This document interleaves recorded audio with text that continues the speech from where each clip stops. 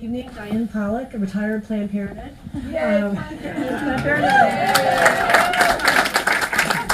Young people. I voted for McGovern in my first election. That didn't go so well. I was in Massachusetts. It went fine there. But my concern is the cynicism that's taking place in government. Yeah, young people seem to be buying into listening to promises that are being made to them on both sides. But not understanding that you can't get from here to there without going incrementally. And I worry that that feeds into the people saying they didn't get it, therefore government doesn't work for them. It buys into cynicism by not letting them live up to the promises they're making. Can you speak to that at all? Well, I have to say, yeah, I worked for McGovern. I worked for McGovern in Texas. Yeah. And, best I remember, he got like 31% of the vote. And he was a distinguished senator with a long record. He'd been a fighter pilot in World War II. He had some signature accomplishments legislatively. So he presented himself to the country as somebody who wanted to end the war in Vietnam, in part because he actually had fought in the war and just got, as we know, really destroyed electorally.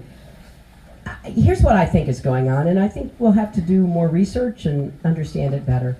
I think you're really onto something. There is a sense of disappointment among young people about politics, and there are a lot of different reasons for it. You know, some take the position that they were for President Obama and he didn't revolutionize our country. You know, the poor man faced implacable hostility and got a lot done and deserves an enormous amount of credit. But the idea that somehow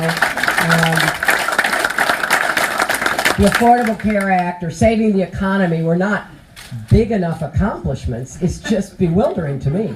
Because I know how hard it was and what a touch and go deal it was.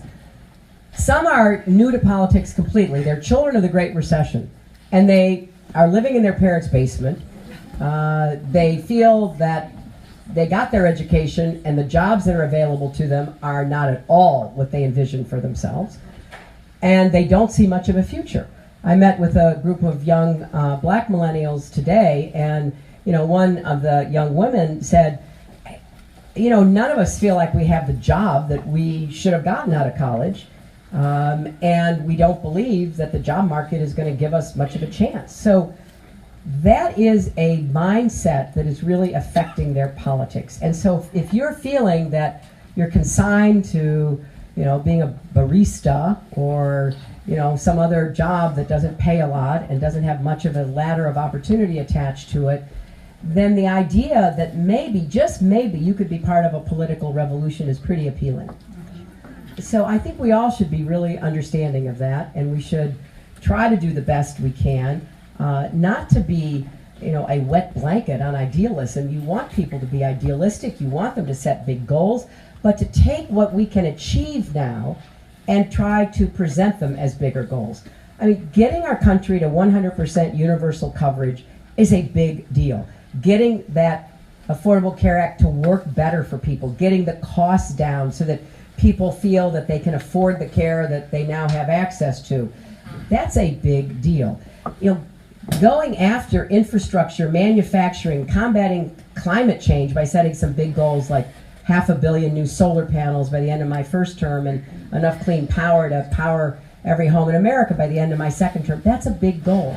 So what we have to do, and what I'm trying to do, is to make the case that we've got ideals, we've got big goals, but we also believe that the path to progress is one that you just have to get up every day and work on. You have to make it your life's work if you do this full time. You have to make it part of your civic responsibility for others, and just keep making that case. It's not as glamorous. It's not as exciting. It doesn't promise a revolution. I mean, I'm still trying to understand the revolution part, because here's how I think about it. In order, and Senator Sanders sort of alludes to this. In order to have the revolution, first we have to take back the Senate and get to 60 votes. Then we've got to take back the House. And that may require some redistricting in order to get people out of safe Republican seats so they can be competitive again.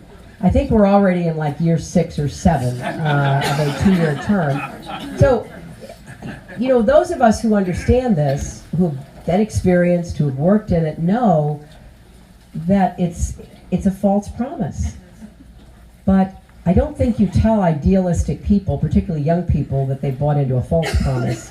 You try to do the best you can to say, hey, you know, that's his view, that's what he is offering you, but here's another way where actually we can achieve a lot of what we have said starting day one and make a real difference in people's lives. And I tell them all the time, you know, a lot of the people I meet can't wait. They can't wait for a revolution. They can't afford their prescription drugs right now. They can't wait for Planned Parenthood to be shut down and they're then denied health care because they don't have access to it. So we have to live in this space of, look, here's what we can do, here's what's achievable, and here's a lot of people we could help right away. And if we all do our part, we can actually get more better jobs with rising incomes, which will help you too. So that's the best we can